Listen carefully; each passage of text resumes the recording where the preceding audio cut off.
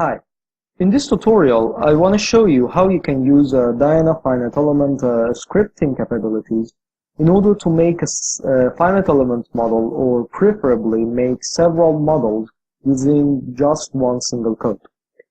Diana is a finite element solver, and it has been integrated the solver with a sophisticated interactive environment in the latest version, Diana 10. Diana uses Python as the scripting language, which is a very powerful and also well-documented language. You can find more information about the scripting commands in the Diana manual if you go to the manual and then Diana 10. You can find it in here, getting started, and then in the script commands. All the commands are here. But today I want to use the model of a bridge pair to show you the different commands here in getting started, and then solid model of a bridge. You can find the instruction to make the model. I open the IE and make a new project, name for it, and then change other options as described in the manual. So click OK. Generally, there are two approaches for finding the right command to construct your script. Either you can search in the Diana script commands and find the command that performs the action for you, or you can check the Diana IE folder and look at the commands printed in the history file. I can find the Diana IE folder here, the .Diana IE, in my user folder, and then there may be several commands here, several files here, but check for the last one, open it, and then you will find the commands of your action. You can check the arguments and even change the arguments to meet your requirements. I will copy all the commands and then make a new file, paste them, and save it as command file.py, which is a Python script. I need to generate two cylinders here for the foot and the pile. So add cylinder. The first one is foot. It will be 100 meter radius and 60 meter height. So you can see it here, and then the next one I create another cylinder. It's pile,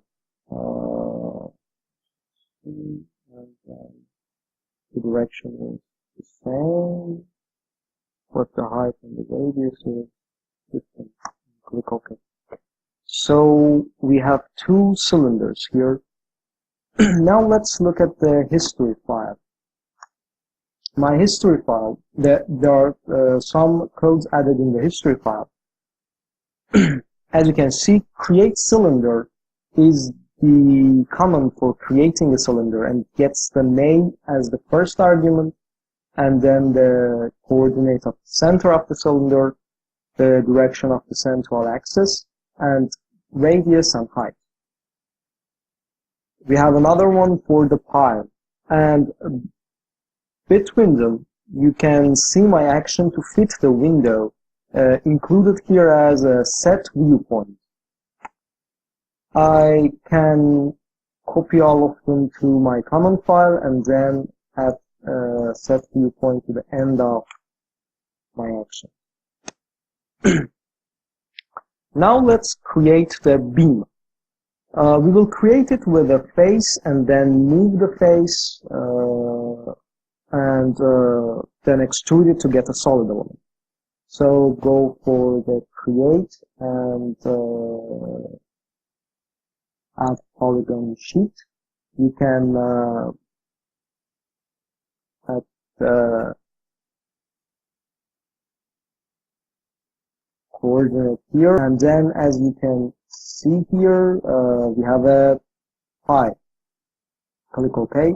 The surface is generated, then we need to move the surface. So go to the geometry, modify, move shape, and here I need to select the beam and then put some dimensions here to how much I need to move it. Minus 30, minus 30 in the y direction, and then click OK.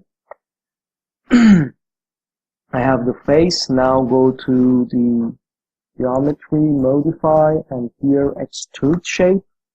I choose the beam. And then extrude it for 6 meters in y dimension, and click OK.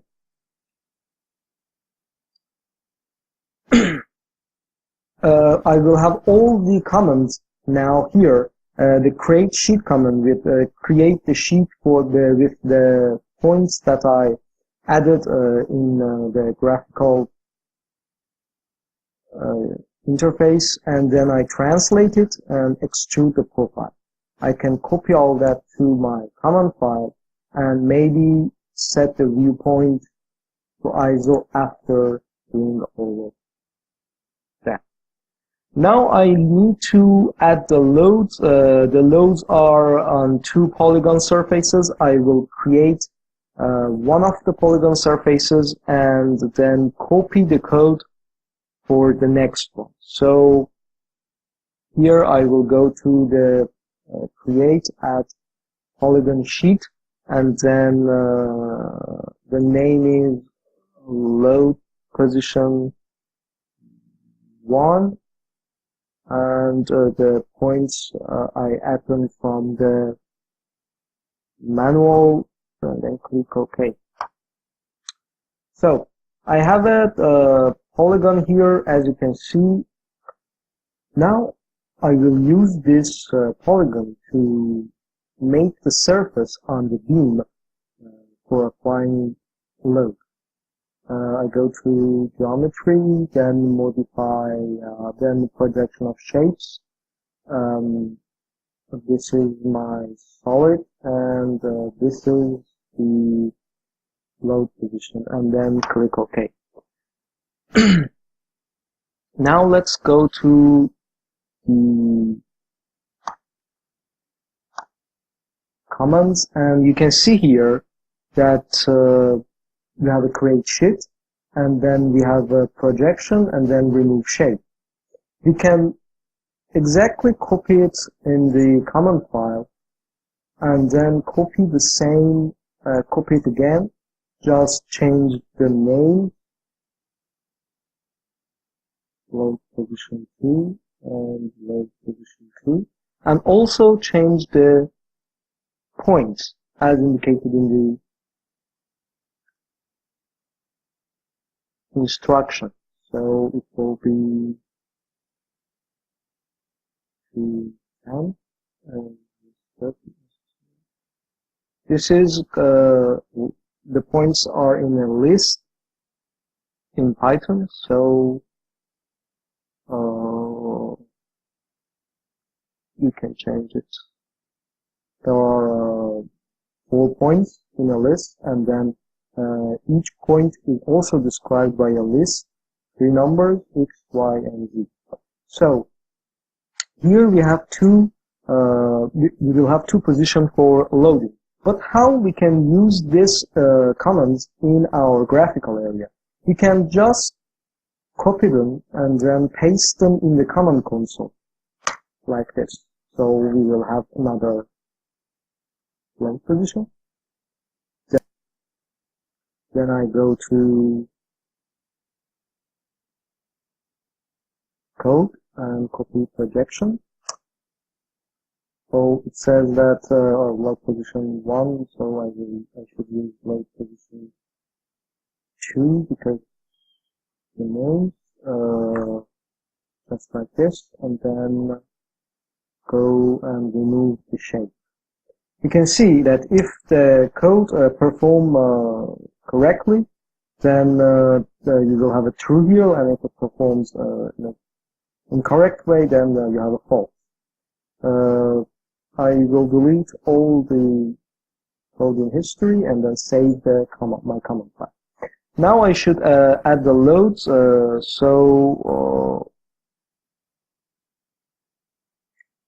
Go to geometry, then analysis, and attach load.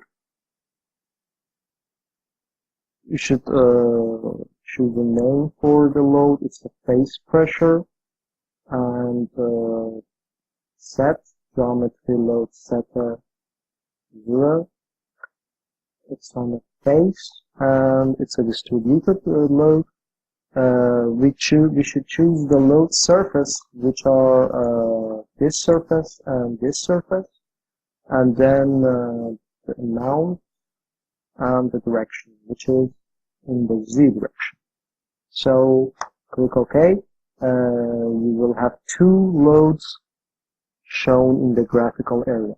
If I again look at the command file, I will see that there is a set here. The surface load is created. The surface load value and the surface load direction are shown here. The third direction is U direction. This is the value. And also, the load with the phase pressure is attached to a geometrical area. You can see that the area is defined by the points on area. When you attach a load or boundary condition to a surface or a point or solid body, Diana gets a point and choose the nearest object to attach the load or boundary condition. Therefore, you should be careful when you want to make a set of models with different geometries. So the points should be updated in each model. So the coordinates should be dependent on your variables that you define at the top of your code. I will copy all this also to my command file. And now I will add the boundary condition in the same way that I added the loads. So go to Dyna IE and geometry, analysis, and attach support. Choose a name for the supports, set, like this, and the support are added on a face, bottom face, T1, T2, and T3 are fixed, and click OK. Next, we are going to add the properties of each part, like the foot, the pile, and the feet. Just let me copy the support. It's in the same manner, so I will just put it in the comment file. Now quickly at the materials, property assignment, select all the geometries, structural solid, then material concrete. Here in the instruction, it should be concrete and masonry, and linear plastic isotropic. Click OK. Then at the material parameters, 20,000, 0.2 Poisson ratio, and click close. Here should define an element geometry and data and click it. Go for the next part. Now we have the material and we can go for mesh. Geometry analysis and set mesh properties. Again, select all the solids, and the element size should be 15 meters. Mesh should be tetra, and click OK. Then go to geometry analysis and geometry and generate mesh. The mesh will be generated for all the parts here. Now if I go to the history, I can copy all the files from the material, from adding material here to the common file and save. So if we run this code, we will have the meshed part. Now we can perform the analysis here or get the .dat file of the model and do some other processes on that model file. For the first approach, you can perform the required actions in the graphical area and then watch the script in your comment history and then copy them into a common file or anything that you want. But I will continue this tutorial with a second approach in order to show you some capabilities of the scripting in Diana. For the second approach, you can use this command here in order to make a model. So I will close this model, just close it and go to File, Run, Save the Script, command file. You can see that all of the actions will be performed consequently to get the meshed model. I want to generate models for pile with different dimensions, maybe different length and different width. So I can change the parameters here and define some variables and then save the model after each model is generated by Diana. So let's go back to Diana and export this model as a DAT file. Maybe let's have it in Diana ID and then click Save and close this file. Now we will have the codes for exporting a model as a DAT file and then for closing the project. So add it to your common file. Now I want to show you how you can make several different models by changing just one variable. Let's change the pile diameter. So I defined something like maybe radius, and then the radius of the pile is 40. So let's make it 20, 40, and 100. And then for R in radius, that's the syntax of code in Python. I should put R here, and then you should look all the code for parameters that may be influenced by this definition. So I looked at the put will not be changed, this will not be changed, the shift is not changed here. We have this translate and then this extrude, which is not influenced, and then the load position, the points are not changed. But have it in mind that if I change like the beam dimensions here, then I will have different beam shapes. But I should change the create sheet also based on that, and then I should change these points, which are for attaching the pressure to the beam. But I don't attach anything to the pile, so I don't need to change any of these points. Also, the geometry is attached to the foot, so I don't need to change this. But for illustration, you can have it in mind that because the surface is on the XY, if I look at it, is on the XY surface, this surface is on the XY surface. So I can put 0 and 0 here, and it will not, the result will not change. Also, if I have some boundary condition on the pile, So I would change the dimensions based on this variable r. Anyway, look at the other parts. I don't need to change anything. Just here, if you want to export your model for different pile diameter, then you need to have different names for your model. So just change the name here. Bridge, maybe plus plus R, or plus bridge plus R plus this, and then copy. So you will have different names for different R.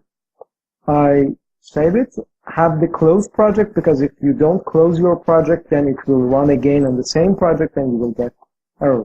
Let's look at the result. Run save the script and command file.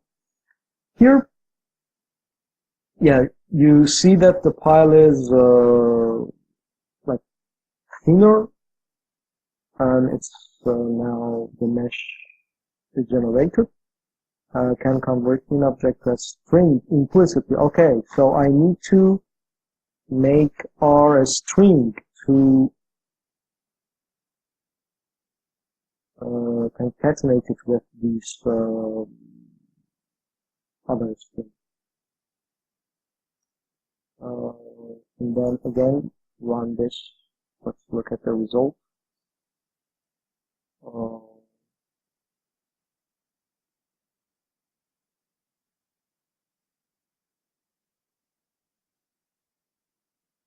Okay, the model is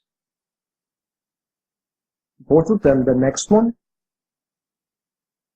is generated here. The mesh is in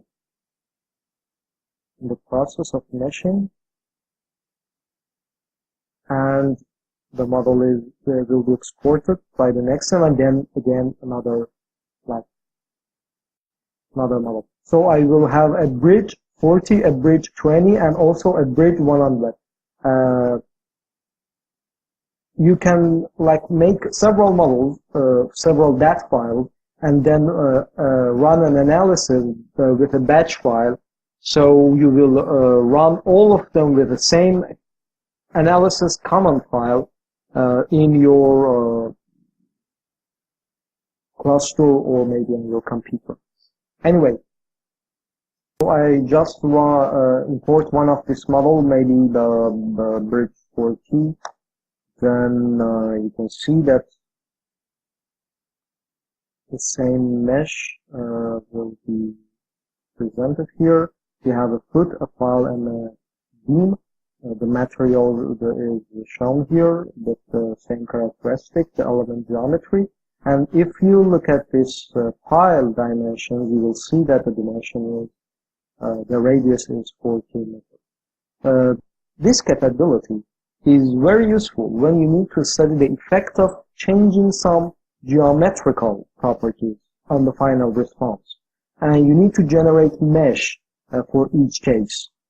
But if you just need to change the material properties, maybe just Young modulus or any material properties here, it's better to do it directly on your DAT file. So it's better to just open one of these DAT files and then do it on your do it with changing your text, and do not waste your time for mesh generation. Thank you very much for watching this tutorial.